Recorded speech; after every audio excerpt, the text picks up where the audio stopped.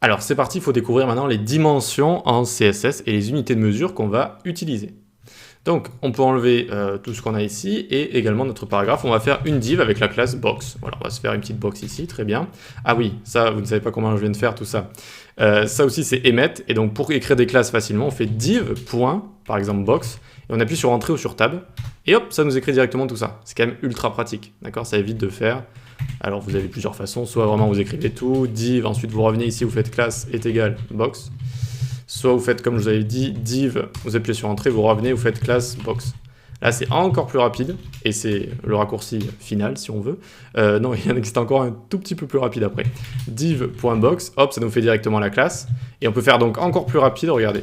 On fait juste box, .box, on appuie sur entrée ou sur tab, et automatiquement, si on n'écrit rien, il va présumer que c'est une div et écrire la div directement. Mais moi, je préfère toujours écrire quand même ce que je mets devant, donc div.box comme ça. Donc n'ayez pas peur si vous me voyez faire ça, et je vous conseille évidemment de faire ça parce que petit à petit, faire ces raccourcis, ça vous fait gagner énormément de temps quand vous codez. Voilà. Hop, mais il y aura une partie entière sur emmet, cette extension qui permet de faire ces raccourcis. Donc on a une div avec la classe box, on a envie de faire un carré de 250 par 250. On le sélectionne, on lui donne une width, une largeur de 250 pixels et une hauteur de 250 pixels. Les pixels sont les unités de base qu'on utilise dans le développement web pour créer tout ce qu'on a envie de créer. Ensuite on lui met un background orange par exemple pour que ça fasse pas trop mal aux yeux. Voilà, super. Alors est-ce que je suis zoomé? Oui, voilà. Ça donne plutôt ça, hein, 250 par 250. Très bien, 250 pixels, rien d'anormal, hauteur, largeur. Soyez très habitués à ces propriétés, on les utilise très souvent. Ce sont des unités, le pixel est une unité absolue. Ça veut dire que c'est comme un centimètre. Un centimètre, ça vaudra toujours un centimètre. Un mètre, c'est un mètre. Un kilomètre, c'est un kilomètre. Un litre, c'est un litre. Ce sont des unités absolues. Et donc, il y a deux grandes familles. Il y a les unités absolues et les unités relatives. Donc, relatives à quelque chose. Ici, si j'écris 50%, déjà, ça va changer. Hop, ça va changer un petit peu. À quoi c'est relatif? Dans quoi est notre box ici? Elle est dans le body. Et donc, notre box va être relative à son parent body qui va avoir une largeur, et je vous le dis, de base, le body a une largeur de 100% du navigateur. Donc là, on a notre navigateur, 100% c'est ça. Vous voyez ma souris qui fait tac tac. Et si je grandis, regardez, hop, ça va grandir avec. Et oui, parce que ça va s'adapter. Le body, sa largeur grandit, ma largeur de box est relative au body, je grandis avec, tout simplement. Voilà, donc comment ça marche? Une valeur relative contre une valeur absolue qui restera tout le temps à 250 pixels. Très bien, maintenant on va voir min width et max width. Donc par exemple, on peut mettre max width ici. Je veux qu'au maximum, tu aies une largeur de 300 pixels. D'accord? Donc là, on bouge tout ça, vous voyez que ça rétrécit, ça grandit, ça rétrécit, ça grandit, et hop, ça s'arrête. Ça s'arrête parce qu'on lui a dit, au max, je veux que tu sois à 300 pixels, après stop. Je ne veux plus que tu bouges. Et donc ça ne bouge plus. Même si on a mis width 50%, c'est bon, vu qu'on a mis un max ici, ça ne bougera plus. Comment on fait pour voir exactement à combien on est? Eh bien, je fais clic droit inspecter, ça m'ouvre la console.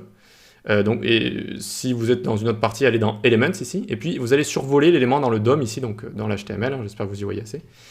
Div class box, on va voir deux choses ici. Alors, la première, une sorte de surbrillance qui va de gauche à droite. Ça, c'est parce que c'est la place que prend l'objet. D'accord? Même si on lui donne une taille comme ça reste un élément bloc. Bloc, je vous ai dit, ça va de gauche à droite, et ça pousse tous les autres éléments en dessous. D'accord? C'est pour ça qu'on a cette sorte de orange sur le côté, en fait, ça compte comme une marge, si on veut. Ensuite, on voit l'élément en lui-même ici. Et on voit ses dimensions. Vous voyez qu'il y a une petite toolbox en dessous, là, une petite tooltip, un petit tooltip, qui fait width fois hauteur. Donc 300 de largeur fois 250 de hauteur. D'accord? Donc c'est comme ça qu'on voit tout ça. Et notamment, si on descend ici, on voit que ça se réduit. Et donc ici, on est à 242, vous voyez, fois 250. Et si j'arrive encore à réduire, ouais, mais là, on peut pas trop réduire. Alors je vais juste essayer de monter un petit peu. Ça a changé. Maintenant, on est à 269 fois 250. Voilà. Voilà pour max width. On a également l'inverse, c'est-à-dire min width. Donc min width, ça va être une largeur minimum. D'accord? Donc là, ça grandit, ça grandit, ça grandit. Et à partir d'un moment, ça va s'arrêter. Donc min width, on va mettre par exemple 600 pour que ce soit plus explicite. 600. Donc regardez, là, ça grandit. C'est normal, vu que j'ai dit 50% du body, donc ça va au-dessus de 600 si vous voulez. Et dès que je passe à 600, ça va se bloquer, vous voyez? Et que donc ici, ça va plus être égal à 50% de la largeur, comme vous pouvez le constater. Ça reste à 600 pixels, tout simplement. Allez, donc on a vu tout ça, on va pouvoir passer à la hauteur maintenant. La hauteur qui est juste ici. La width, ce qu'on va faire, regardez. Donc on peut mettre en commentaire également sur CSS. Les commentaires, on va les écrire comme ça. Par exemple, si je fais CTRL-C, vous savez, la petite manip pour passer en commentaire. Et donc ils s'écrivent comme ça ici. Slash étoile. Et ici donc pareil étoile slash pour les fermer. Ok, donc ici CTRL-KC, CTRL-KU, pour commenter. Donc attends, hop, CTRL-C, CTRL-KU, CTRL-KC, très bien. La width ici, eh bien, on va juste lui mettre ce qu'on a mis de base, 250 pixels, pour que ça reste absolu comme ça, d'accord? Ça reste tout le temps 250 pixels. Ensuite, la hauteur. Qu'est-ce qui se passe si je mets 50%? Vous allez me dire, ça va prendre 50% du body. Et vous aurez raison, c'est toujours relatif au body. Mais est-ce que le body de base a une hauteur? Eh bien, je vous l'apprends, non, il n'a pas de hauteur. De base, il a toute la largeur, mais il n'a pas de hauteur. Voilà. Donc, il faut lui en donner une. Et on va aller le sélectionner. Comme tout élément, finalement, HTML, on peut sélectionner le body comme ça et lui donner une hauteur. On va mettre ici 100 VH. VH, ça veut dire Viewport 8, c'est une unité de mesure. Et ça veut dire 100% de la hauteur d'écran. D'accord? Parce que si je lui mets 100%, lui, il n'a pas de parent sur lequel se lier, s'accrocher pour être relatif. Il n'y en a pas, d'accord? Ici, HTML, si vous voulez, ça ne va pas compter comme un parent qui aurait des dimensions, d'accord? C'est parent dans le sens où il est au-dessus de lui, donc ça va représenter le document en général, mais il n'a pas de dimension. Donc si je mets 100%, bah, il va me dire 100% de quoi? 100% de rien, donc je reste à 8, 0. Par contre, si je mets VH, ça veut dire Viewport 8, et là, ça veut dire que tu prends 100% de la hauteur du navigateur, d'accord? Et ça compte aussi avec... si j'ouvre la console, vous voyez que ça va réduire la hauteur du navigateur. D'ailleurs, on va le faire comme ça, les petits tests si vous voulez. Donc vous voyez là, hop, ça change, ça change. On aurait pu fermer la console également et faire ça, regardez, hop, pareil, vous voyez? Ça ne va jamais toucher le sol vu que ça fait 50% en fait, hein, tout simplement. Donc, c'est exactement la même chose que width. Donc on peut mettre min width et on peut mettre min 8 également. Donc on dit qu'une hauteur minimum, je veux 300 pixels d'hauteur minimum. Hop, et donc à un moment, vous voyez que ça va s'arrêter, ça va arrêter de se réduire. À quel moment? Ben, quand ça fera 300 pixels. On peut l'inspecter, ça va vraiment nous donner ceci. Ok? Donc min 8, max 8, c'est exactement la même chose.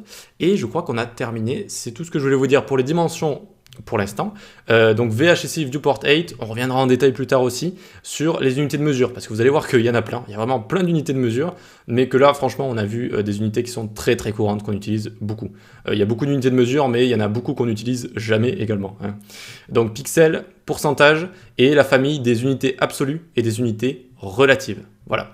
Donc on se retrouve dans la prochaine vidéo, posez-moi des questions si vous en avez.